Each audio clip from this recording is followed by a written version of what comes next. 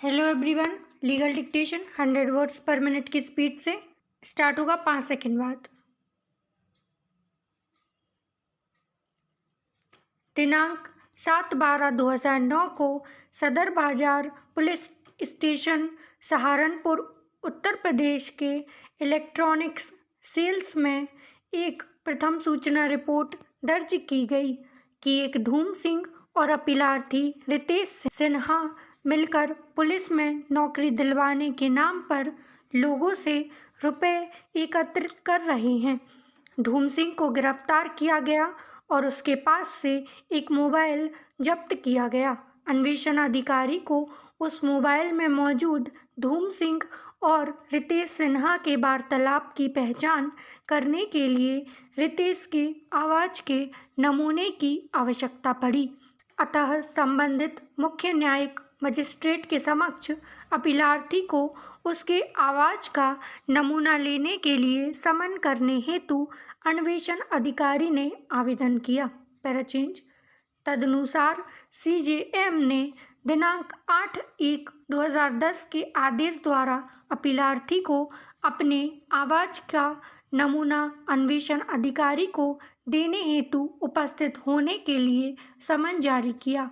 इस समन आदेश को निरस्त करने के लिए अपीलार्थी ने इलाहाबाद उच्च न्यायालय के समक्ष दंड प्रक्रिया संहिता की धारा 482 के अंतर्गत आवेदन किया, जिसे उच्च न्यायालय ने अपेक्षित आदेश दिनांक 9/7/2010 के द्वारा अस्वीकार कर दिया। अतः अपीलार्थी ने उच्चतम न्यायालय में अपील प्रस्तुत किया। दिनांक 7/12/2012 को जब उच्चतम न्यायालय की एक खंडपीठ न्यायमूर्ति रंजना प्रकाश देसाई व आफ्ताब लिम ने इस अपील विधिक पाठ को संदर्भित कर विचार किया, तब निम्नलिखित प्रश्न विरचित करते हुए विनिश्चय हेतु दिया। पहला, क्या भारत के संविधान का अनुच्छेद 20 क्लॉज 3 जो किसी अपराध के अभियुक्त को अपने ही विरुद्ध साक्ष्य देने के लिए बाध्य किए जाने के विरुद्ध संरक्षण प्रदान करता है, ऐसे व्यक्ति को किसी अपराध में अन्वेषण के अनुक्रम के दौरान अपने आवाज़ का नमूना देने के लिए बाध्य किए जाने से संरक्षण प्रदान करने तक विस्तारित हैं। दूसरा, यदि यह मान लिया जाए कि अनुच्छेद 20(3) का उल्लंघन नहीं होता है, तब क्या दंड प्रक्रिया संहिता 1973 में किसी प्रावधान की अनुपस्थिति में क्या कोई मजिस्ट्रेट अन्वेषणाधिकारी को किसी अपराध के अभियुक्त व्यक्ति के आवाज़ का नमूना दर्ज करने के लिए अधिकृत कर सकता है? पैराचेंज। जब खंडपीठ ने उपर्युक्त प्रश्न बृहद पीठ को संदर्भित किया, तब प्रथम प्रश्न का उत्तर तो नकारात्मक दिया, किंतु द्वितीय प्रश्न के उत्तर पर दोनों न्यायाधीशों का अलग अलग मत रहा। न्यायमूर्ति देसाई का मत था कि दंड प्रक्रिया संहिता की धारा 53 के स्पष्टीकरण का में प्रयुक्त शब्दावली अन्य परीक्षण के विस्तार में मजिस्ट्रेट दांडिक अन्वेषण में सहायता के लिए आवाज़ का नमूना लिए जाने हेतु अनुमति प्रदान कर सकता है, जबकि न्यायमूर्ति आफ्ताब आलम का मत था कि किसी स्पष्ट प्रावधान के अभाव में मजिस्ट्रेट ऐसा आदेश तब तक पारित नहीं कर सकता है जब तक कि विधायिका ऐसा उपबंध ना करें।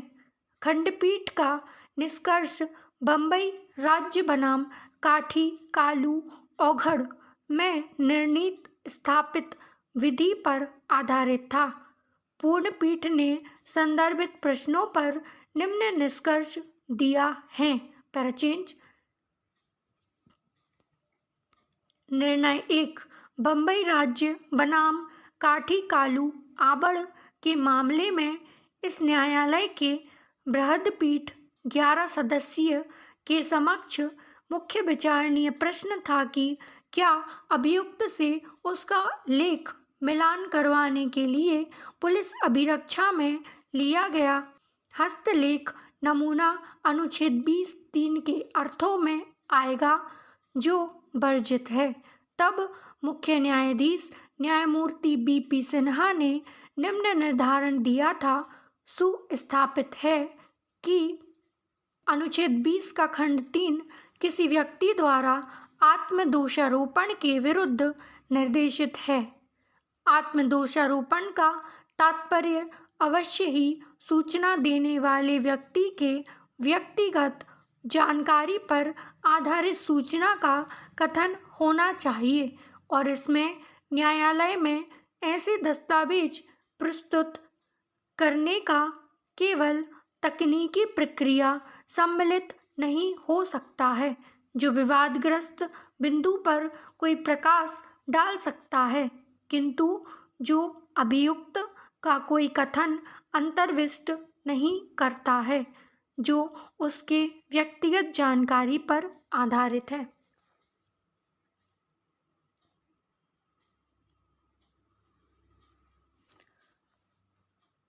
डिक्टेशन आप सभी ने लिख लिया होगा। टोटल 590 शब्द बोले गए हैं, यानी कि आपको 6 मिनट के हिसाब से ट्रांसक्रिप्शन करना है। टोटल 35 मिनट्स मिलेंगे ट्रांसक्रिप्ट करने के लिए। डिक्टेशन लिखना जितना ज़रूरी है उससे डबल ज़रूरी है कि आप उसको ट्रांसक्राइब करें और अपनी गलती का एनालिसिस करें कि गलती कहाँ पे हो रही है और क्या आपको सुधार करने की ज़रूरत है।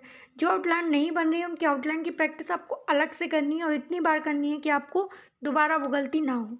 इस वीडियो का PDF टेलीग्राम पर मिल जाएगा, लिंक आपको डिस्क्रिप्शन में मिलेगा। वीडियो पसंद आई हो तो लाइक चैनल सब्सक्राइब जरूर करें और मिस्टेक काउंट करके कमेंट बॉक्स में मेंशन ज़रूर करें। Thank you.